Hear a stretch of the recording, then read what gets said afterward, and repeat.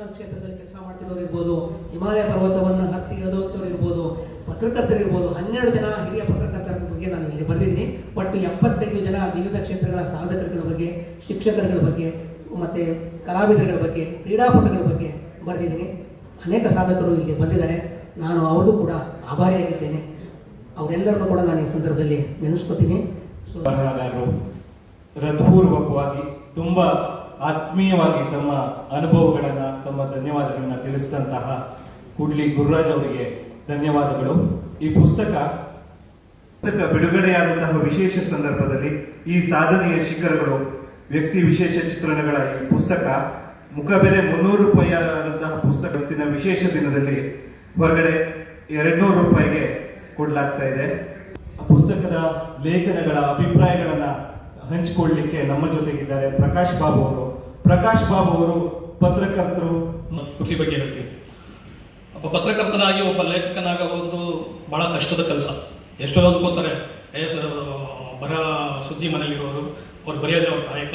ಹಾಗಾಗಿ ಅವ್ರ ಲೇಖಕರಾಗೋದು ಬಹಳ ಸುಲಭ ಅಂದ್ಕೋತಾರೆ, ಬಹಳ ಕಷ್ಟ. ಯಾಕೆ ಅಂತಂದರೆ ಸುದ್ದಿ ಮಾಧ್ಯಮದಲ್ಲಿ ಬರೆಯೋರು ಅವರು ಹೇಳಿದರು ಒಬ್ಬ ಪತ್ರಕರ್ತನಿಗೆ ಅದೊಂದು ದೊಡ್ಡ ಸವಾಲು. ಅದನ್ನು ಮೀರಿದವರು ಮಾತ್ರ ಒಬ್ಬ ಲೇಖಕನಾಗ ಸಾಧ್ಯ. ಅದನ್ನು ಗುರುರಾಜ್ ಅವರು ಭಾಳ ರೂಢಿಸಿಕೊಂಡಿದ್ದಾರೆ. ಹಾಗಾಗಿ ಅವರ ಒಂದು ಕೃತಿನಲ್ಲಿ, ಸಾಧನೆಯ ಕೃತಿಗಳಲ್ಲಿ ಅಥವಾ ಬೇರೆ ಕೃತಿಗಳಲ್ಲಿ ಅವರ ಲೇಖನದ ಒಂದು ಮಜಲು ಏನಿದೆ ಅದು ಅರ್ಥಗರ್ಭಿತವಾಗಿರುತ್ತೆ ಮತ್ತು ಮನದಟ್ಟಾಗಿರ್ತದೆ. ನನ್ನ ದೃಷ್ಟಿಯಲ್ಲಿ ಸಾಧನೆಯ ಶಿಖರಗಳು ಒಂದು 3ರಲ್ಲಿ ಮತ್ತೊಂದು ನಮಗಿಲ್ಲ. ಇದು ಭಾಳ ವಿಶಿಷ್ಟವಾಗಿದೆ. ನಾನು ಹಾಗೆ ಅಂದ್ಕೊಂಡಿದ್ದೆ. ನಾನು ವ್ಯಕ್ತಿ ಚಿತ್ರಗಳನ್ನ ಬರೆದಿದ್ದೀನಿ, ನಾನು ಜನಪ್ರಿಯರ ಬಗ್ಗೆ ಬರೆದಿದ್ದೀನಿ. ಬಟ್ ಇವರು ಆಯ್ಕೆ ಮಾಡಿಕೊಂಡಿರೋ ಒಂದೊಂದು ವಿಷಯಗಳು ಭಾಳ ವಿಶಿಷ್ಟವಾಗಿದೆ ಮತ್ತು ಯಾರು ಗೊತ್ತಿಲ್ಲದ ವಿಷಯಗಳು ಬೇಕಾದಷ್ಟಿದೆ. ನನಗೆ ಭಾಳ ಖುಷಿಯಾಗಿದೆ ಯಾವುದು ಅಂತಂದರೆ ಅವರು 5 ಭಾಗ ಮಾಡಿದ್ದಾರೆ. ಅವರು ಒಟ್ಟಿಗೆ ಹೇರೋ ಅವರು ಜನಮಿತ್ರದಲ್ಲಿ ಅಂಕಣವಾಗಿ ಬರೆದಿರ್ಬೋದು, ಆದರೆ ಒಂದು 5 ಭಾಗ ಮಾಡಿದ್ದಾರೆ. ಒಂದೊಂದು ಒಂದು ಕ್ಷೇತ್ರಕ್ಕೆ ಒಂದೊಂದು ಇದಾಗಿರಲಿ ಅಂತ, ಒಂದು ಸಾಹಿತ್ಯ, ಒಂದು ರಾಜಕೀಯ, ಒಂದು ಸಂಗೀತ, ಹೀಗೆ ಒಂದು ಸಾಧನೆಯನ್ನು ಮಾಡಿಕೊಡ್ಬೇಕಾದ್ರೆ ಒಂದು 75 ಜನ ಒಂದು 5 ಭಾಗ ಮಾಡಿದ್ದಾರೆ. ಭಾಳ ಅರ್ಥ. ಒಂದು ಓದ್ತಾ ಹೋದರೆ, ನಿಮಗೆ ಒಂದು ಪುಸ್ತಕ ಹಿಡಿತಾ ಹೋದರೆ ನಿಮ್ಮ ಕೊನೆಯವರೆಗೂ ಅದನ್ನು ಮತ್ತೆ ಹಿಡಿಬೇಕು ಅನ್ಸಲ್ಲ. ಪ್ರತಿಯೊಂದನ್ನು ಒಬ್ಬರನ್ನು ಓದಬೇಕು ಅಂತ ಅನ್ಸದೇ ಅನಿಸ್ತಿರುತ್ತೆ. ಹೀಗಾಗಿ 75 ಏನು ಅವರ ಒಂದು ವ್ಯಕ್ತಿತ್ವವನ್ನು ಕೊಟ್ಕೊಟ್ಟಿದ್ದಾರೆ ಒಂದು 300-400 ವರ್ಡಲ್ಲಿ. ಅದು ಅವರ ಒಂದು ಜೀವನ ಚಿತ್ರಣನ ಸಂಪೂರ್ಣವಾಗಿ ಕಂಡುಕೊಡುತ್ತೆ ನಮಗೆ ಬೇಕಾದ್ದು. ಮತ್ತು ಅವರೆಲ್ಲೂ ಒಂದು ಎಳತ ಮಾಡಿಲ್ಲ, ಯಾವುದೂ ಮಾಡಿಲ್ಲ. ನೇರವಾಗಿ ಅವರು ವಸ್ತು ವಿಷಯನ ನೇರವಾಗಿ ಇಡ್ತಾರೆ. ಯಾವುದನ್ನೇ ಆಗಲಿ ಅವರು ಹೇಳ್ತಾ ಮಾಡಿಲ್ಲ. ಪುಸ್ತಕದ ತಮ್ಮ ಅಭಿಪ್ರಾಯವನ್ನು ಹಂಚಿಕೊಂಡಂತಹ ಪ್ರಕಾಶ್ ಬಾಬು ಅವರಿಗೆ ಹೃತ್ಪೂರ್ವಕವಾದಂತಹ ಧನ್ಯವಾದಗಳು. ಈಗ ಈ ಪುಸ್ತಕ ಪ್ರಕಟವಾಗೋದಕ್ಕೆ ಪರೋಕ್ಷವಾದಂತಹ ಕಾರಣಕರ್ತರು, ಹಾಗೆ ಈ ಅಂಕಣವನ್ನು ಒತ್ತಾಸೆಯಿಂದ ಬರೆಸಿದಂತಹ ಕರ್ನಾಟಕ ವೃತ್ತಿನಿರತ ಪತ್ರಕರ್ತರ ಸಂಘದ ಉಪಾಧ್ಯಕ್ಷರು, ಹಾಗೆ ಹಾಸನ ಕನ್ನಡ ಸಾಹಿತ್ಯ ಪರಿಷತ್ತಿನ ಪೂರ್ವ ಅಧ್ಯಕ್ಷರು, ಸಾಹಿತ್ಯ ಸಂಘಟಕರು, ಜನಮಿತ್ರ ಪತ್ರಿಕೆಯ ಪ್ರಧಾನ ಸಂಪಾದಕರು ಆದಂತಹ ಮದನ್ ಗೌಡರಲ್ಲಿ ಮುಖ್ಯ ಭಾಷಣವನ್ನು ಮಾಡಬೇಕು ಅಂತ ಕೇಳ್ಕೊಳ್ತೀನಿ. ಸನ್ಮಾನ್ಯ ಸಭಾಪತಿಗಳಾದಂತಹ ಹಿರಿಯರಾದ ಬಸವರಾಜ ಸ್ವರಟ್ಟಿ ಸರ್ ಅವರೇ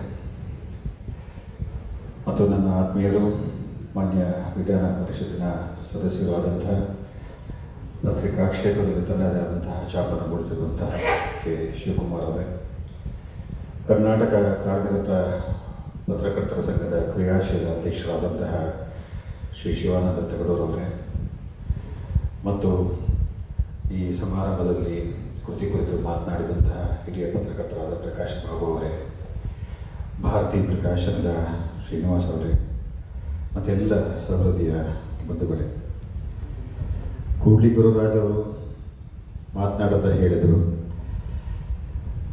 ಈ ಅಂಕಣವನ್ನು ನಾವು ಪತ್ರಿಕೆಯಲ್ಲಿ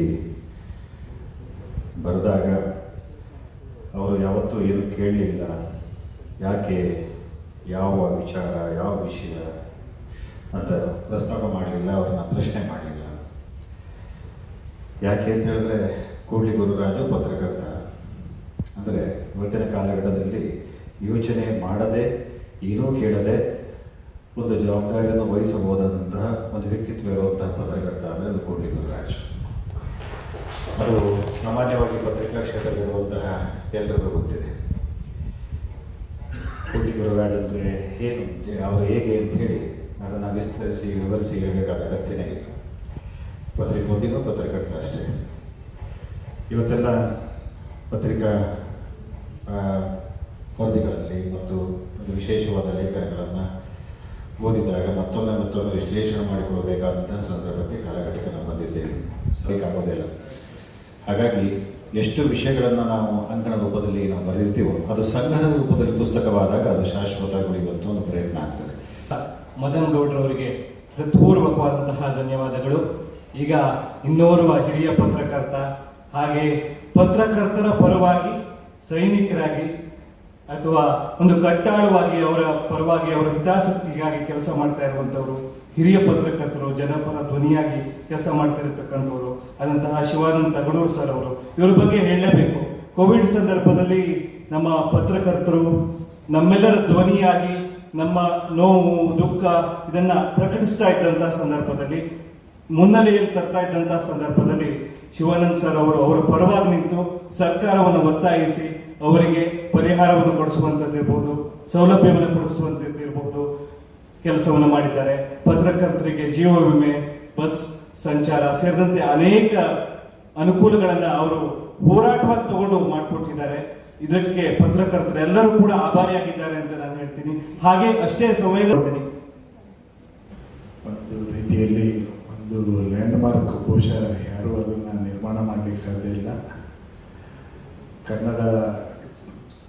ಕರ್ನಾಟಕದ ರಾಜಕಾರಣದಲ್ಲಿ ಅಷ್ಟೇ ಅಲ್ಲ, ಭಾರತೀಯ ರಾಜಕಾರಣದಲ್ಲೂ ಕೂಡ ಅವರ ಹೆಜ್ಜೆ ದೊಡ್ಡ ಮೈಲುಗಲ್ಲಾಗಿ ಉಳಿಯುವಂಥದ್ದು. ಅತಿ ಹೆಚ್ಚು ಬಾರಿ ವಿಧಾನ ಪರಿಷತ್ತಿಗೆ ಆಯ್ಕೆಯಾಗಿ ಒಂದು ಬಾರಿ ಕೂಡ ಸೋಲಿಲ್ಲದ ಸರ್ದಾರನಾಗಿ ಬಂದಿರುವಂಥವರು ಬಸವರಾಜ ಹೊರಟ್ಟಿಯವರು ಸಭಾಪತಿ ಹುದ್ದೆಯಲ್ಲಿದ್ದಾರೆ. ಅವರು ಈ ಕಾರ್ಯಕ್ರಮಕ್ಕೆ ಬಂದಿದ್ದಾರೆ ಅಂದರೆ ಈ ಕಾರ್ಯಕ್ರಮ ಅಷ್ಟರ ಮಟ್ಟಿಗೆ ಘನತೆಯಿಂದ ಇರುವಂಥ ಕಾರ್ಯಕ್ರಮ. ಕಾರಣಕ್ಕೆ ಬರುವ ಮುನ್ನ ಕೂಡ ಅವರ ಹೆಸರನ್ನು ಪತ್ರಿಕೆಯಲ್ಲಿ ಓದ್ತಾ ಇದ್ದೆ. ಯಾರು ಇದು ಕೂಡ್ಲಿ ಅಂತೇಳಿ ಬರೀತಾರಲ್ಲ ಅಂತೇಳಿ. ಹಾಗೆ ಅವರು ನಿರಂತರವಾಗಿ ಬೈಲೈನ್ ಸ್ಟೋರಿಗಳನ್ನು ಮಾಡ್ಕೊಂಡು ಬಂದಿದ್ದೀಯಲ್ಲ. ಇವತ್ತಿನ ಬೈಲೈನ್ ಸ್ಟೋರಿ ಬೇರೆ, ಆದರೆ ಇವತ್ತು ಅವತ್ತಿನ ಕಾಲಘಟ್ಟದಲ್ಲಿ ಸುದ್ದಿಯ ಸಾರವನ್ನು ಎಲ್ಲ ದೃಷ್ಟಿಯಲ್ಲಿ ಎಕ್ಕಿ ತೆಗೆದು ಒಪ್ಪಾವರಣೆ ಮಾಡಿ ಅದನ್ನು ಬಡಿಸೋವಂಥದ್ದು ಇದೆಯಲ್ಲ, ಭಾಳ ಇಂಪಾರ್ಟೆಂಟ್. ಅದು ಪತ್ರಿಕೆಗೆ ಒಂದು ಚೌಕಟ್ಟು ಮೆರುಗನ್ನು ಕೊಡುವಂಥದ್ದು. ಆ ದೃಷ್ಟಿಯಲ್ಲಿ ಕೂಡಲೇ ಒಂದು ದೊಡ್ಡ ಆಸ್ತಿ ಪತ್ರಿಕೆಗೆ ಆಗಿದ್ದರು ಅನ್ನೋದು ನಾವು ನೀವು ಮರಿಬಾರದು. ಹಾಗಾಗಿ ಹೀಗೆ ಆಗಲೇ ನಮ್ಮ ಮದನ್ ಗೌಡರು ಹೇಳಿದರು, ನಂಜುಂಡೇಗೌಡರು ಕೂಡ ಬಂದಿದ್ದಾರೆ, ಎಂ ನಾಗರಾಜ್ ಅವರಿದ್ದಾರೆ. ಎಂ ನಾಗರಾಜ್ ಅವರ ಬಗ್ಗೆ ನಾನು ಇಲ್ಲಿ ಹೇಳಲೇಬೇಕು. ನಾನು ಹಾಸನಲ್ಲಿದ್ದಾಗ ನಾನು ಚಳುವಳಿ ಮಾಡುವ ಸಂದರ್ಭದಲ್ಲಿ ಅವರಿಗೆ ಪ್ರೆಸ್ ನೋಟ್ ಇಟ್ಕೊಂಡು ಹೋಗ್ತಾ ಇದ್ದೆ ಅವರ ಕಚೇರಿಗೆ. ಆದರೆ ಬೆಳಗ್ಗೆ ನೋಡುವಾಗ ನಮ್ಮ ಚಳುವಳಿ ಬಗ್ಗೆ ಅವರು ಇನ್ನೊಂದಷ್ಟು ಮಾಹಿತಿಯನ್ನು ಕಲೆ ಹಾಕಿ ಅದೊಂದು ವಿಭಿನ್ನವಾದ ವರದಿಯನ್ನು ಅವರು ಪ್ರಕಟ ಮಾಡ್ತಾಯಿದ್ರು. ಆಗ ನಮಗೆ ಅನ್ನಿಸ್ತಾ ಇತ್ತು, ಎಷ್ಟು ನಮಗೆ ಒಂಥರ ಚಳುವಳಿಗಾರಿಗೆ ಅದೊಂದು ಜೋಶ್ ಕೊಡುವ ರೀತಿಯಲ್ಲಿ, ಒಂದು ಪ್ರೇರಣೆ ಕೊಟ್ಟ ರೀತಿಯಲ್ಲಿ, ಧೈರ್ಯ ತುಂಬುವ ರೀತಿಯಲ್ಲಿ ಆ ವರದಿಗಳು ಬರ್ತಾಯಿತ್ತು. ಹಾಗಾಗಿ ಒಬ್ಬ ವರದಿಗಾರ, ಒಬ್ಬ ಪತ್ರಕರ್ತ ಮತ್ತೊಂದನ್ನು ಬೆಳೆಸೋದಕ್ಕೆ ಸಾಧ್ಯ ಇದೆ ಅನ್ನೋದನ್ನು ಪದೇ ಪದೇ ನಿರೂಪಿಸ್ತಾ ಇದ್ದಾರೆ. ಪದೇ ಅದನ್ನು ರಾಜಕಾರಣದಲ್ಲೂ ಸಾಬೀತಾಗ್ತಾ ಬಂದಿದೆ. ಹಾಗೆ ಇಲ್ಲೂ ಕೂಡ ಪತ್ರಕರ್ತ ಇಲ್ಲದೆ ರಾಜಕಾರಣ ಇಲ್ಲ, ರಾಜಕಾರಣ ಇಲ್ಲದೆ ಸಮಾಜ ಇಲ್ಲ, ಸಮಾಜ ಇಲ್ಲದೆ ಎಲ್ಲವೂ ಕೂಡ ಪ್ರತಿಯೊಂದಕ್ಕೊಂದು ಬೆಸೆದುಕೊಂಡು ಬಂದಿರೋದೇ ಪತ್ರಕರ್ತ. ಅದರ ಬಗ್ಗೆ ಹೆಮ್ಮೆ. ಅದು ಕ್ರಿಯೇಟಿವ್ ಆಗಿ ಸುದ್ದಿಗಳನ್ನು ಮಾಡುವಂಥದ್ದು, ವರದಿಗಾರಿಕೆಯನ್ನು ಮಾಡ್ಕೊಂಡು ಬಂದಂಥದ್ದು ಭಾಳ ವಿಶೇಷ. ಅವರು ಮಾಧ್ಯಮ ಅಕಾಡೆಮಿಯ ಸದಸ್ಯರಾಗಿ ನನ್ನ ಜೊತೆಯಲ್ಲಿ ನಾವು ಅವರಿಬ್ಬರು ಸಹೋದ್ಯೋಗಿಗಳಾಗಿ ಕೆಲಸವನ್ನು ಮಾಡಿದಂಥವ್ರು. ಆದರೆ ಇವರು ಅದನ್ನು ಎಲ್ಲೂ ಕೂಡ ಡಿಫ್ರೆನ್ಷಿಯೇಟ್ ಮಾಡಿಲ್ಲ. ಆ ಪತ್ರಕರ್ತರು ಆ ತೂಕವನ್ನು ತಡೆಯುವಂಥವ್ರು ಯಾರಿದ್ದಾರೆ ಅವರೆಲ್ಲರನ್ನೂ ಎಕ್ಕಿ ತೆಗೆದು ಇದರೊಳಗಡೆ ತಂದಿದ್ದಾರೆ, ಬರೆದಿದ್ದಾರೆ. ಹಾಗಾಗಿ ಇದೊಂದು ಅತ್ಯಮೂಲ್ಯವಾದ ಕೃತಿ ಅಂತೇಳಿ ನನ್ನ ಪಾಲಿಗೆ ಅನಿಸುತ್ತೆ. ಹೃತ್ಪೂರ್ವಕವಾದಂತಹ ಧನ್ಯವಾದಗಳು. ಈಗ ನಮ್ಮ ಇನ್ನೊಬ್ಬ ಹಿರಿಯ ಪತ್ರಕರ್ತ ಹಾಗೆ ವಿಧಾನ ಪರಿಷತ್ನ ಸದಸ್ಯರು ಶ್ರೀ ಕೆ ಶಿವಕುಮಾರ್ ಸರ್ ಅವರು. ಬರದೇ ಹೋಗಿದ್ರೆ ಮಿಸ್ ಆಗ್ತಾ ಇತ್ತು ಎಲ್ಲರೂ ಅಂತ ಅನ್ನಿಸ್ತು. ಸ್ನೇಹಿತರೆ, ಕೂಡ್ಲಿ ಗುರುರಾಜು ಒಂದು ವರ್ಸಟೈಲ್ ಪರ್ಸನಾಲಿಟಿ.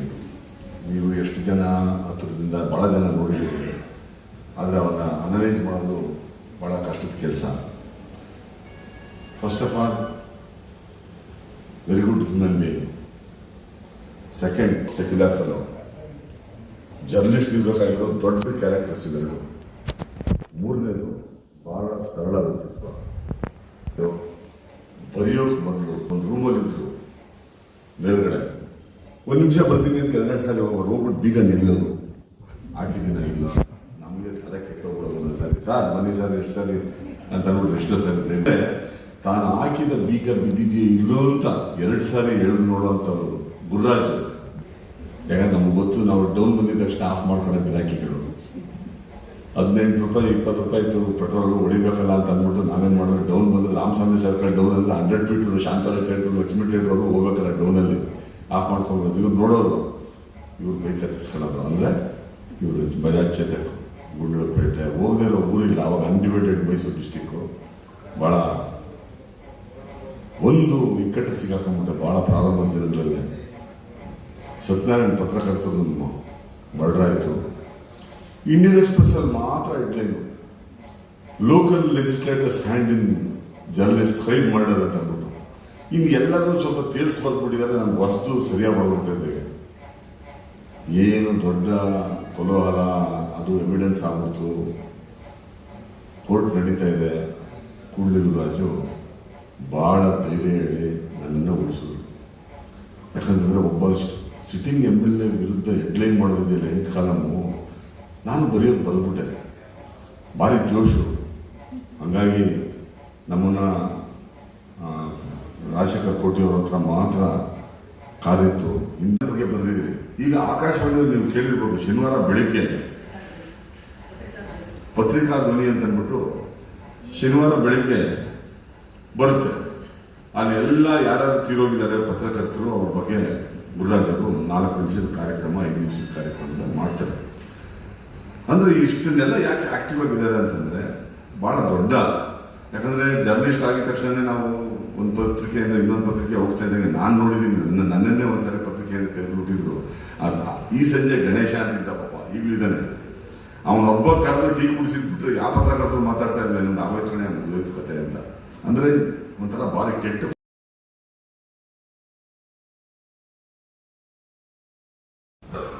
ಲೇಖಕ ಕೂಡ್ಲಿ ಗುರುರಾಜ್ ಅವರೊಂದಿಗೆ ಒಡನಾಟವನ್ನು ಹಂಚಿಕೊಂಡು ತಮ್ಮ ಪತ್ರಿಕೋದ್ಯಮದ ಪತ್ರಿಕಾ ರಂಗದ ಪ್ರಯಾಣವನ್ನು ನೆನೆಸಿಕೊಂಡು ಆತ್ಮೀಯವಾಗಿ ನಮ್ಮೊಂದಿಗೆ ತಮ್ಮ ಅನುಭವಗಳನ್ನು ಹಂಚಿಕೊಂಡಂತಹ ಶಿವಕುಮಾರ್ ಅವರಿಗೆ ಹೃತ್ಪೂರ್ವಕವಾದಂತಹ ಧನ್ಯವಾದಗಳು. ಈಗ ಇಷ್ಟೊತ್ತಿಂದ ಕಾತುರದಿಂದ ಕಾಯ್ತಾ ಇರುವಂತಹ ಕ್ಷಣ, ಸನ್ಮಾನ್ಯ ವಿಧಾನ ಪರಿಷತ್ನ ಸಭಾಪತಿಗಳಾದಂತಹ ಶ್ರೀ ಬಸವರಾಜ ಹೊರಟ್ಟಿ ಸಾಹೇಬರು ನಮ್ಮನ್ನು ಉದ್ದೇಶಿಸಿ ಮಾತಾಡಬೇಕು ಅಂತ ಕೇಳ್ಕೊಡ್ತೀನಿ. ಅಂತ ಬಿಡುಗಡೆ ಮಾಡೋದು ಬರಬೇಕಿದೆ ಅಂತ ಯಾವತ್ತು ಬರಬೇಕಿದೆ ಅಂತ ಕೇಳಿದೆ.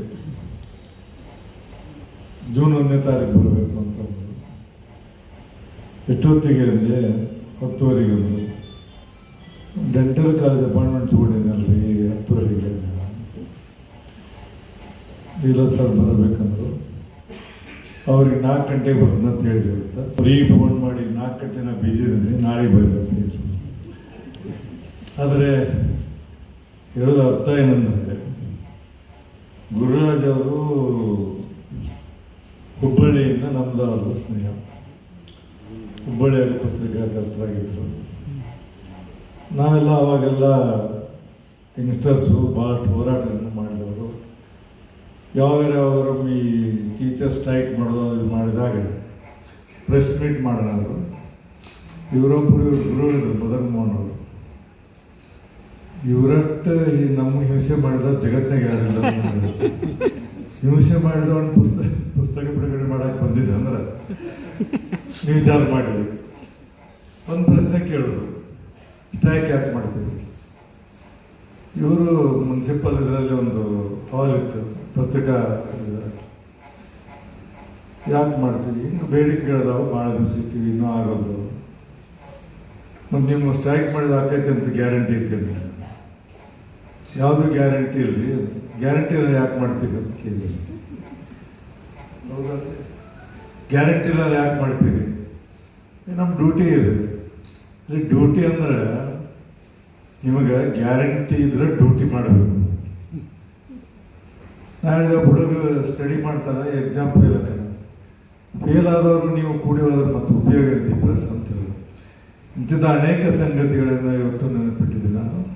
ಅಷ್ಟೇ ಆತ್ಮೀಯತೆಯಿಂದ ಇರ್ತಿದ್ರು ನಾವು. ಯಾವುದೇ ಅದಕ್ಕೆ ಇಲ್ಲಿವರೆಗೆ ಮಾಧ್ಯಮದ ಸ್ನೇಹಿತರು ಏನು ಪ್ರಶ್ನೆ ಕೇಳಿದ್ರು ಸಹಿತ ನಾನು ಎಂದೂ ಸಿಟ್ಟಿ ಬಂದಿಲ್ಲ, ಬೇಜಾರು ಮಾಡ್ಕೊಂಡಿಲ್ಲ. ಮತ್ತು ಮಾಧ್ಯಮದಲ್ಲಿ ಮೆಜಾರಿಟಿ ಜನ ಈ ರಾಜಕಾರಣಿಗಳು ಏನಾದರೂ ಮಾಡಿ ಸಿಟ್ಟಿ ಬರ್ಸೋದಕ್ಕೆ ಪ್ರಯತ್ನ ಮಾಡ್ತಿರ್ತಾರೆ. ಅದನ್ನು ಮೊದಲಿಂದ ಗೊತ್ತಿದೆ ನನಗೆ.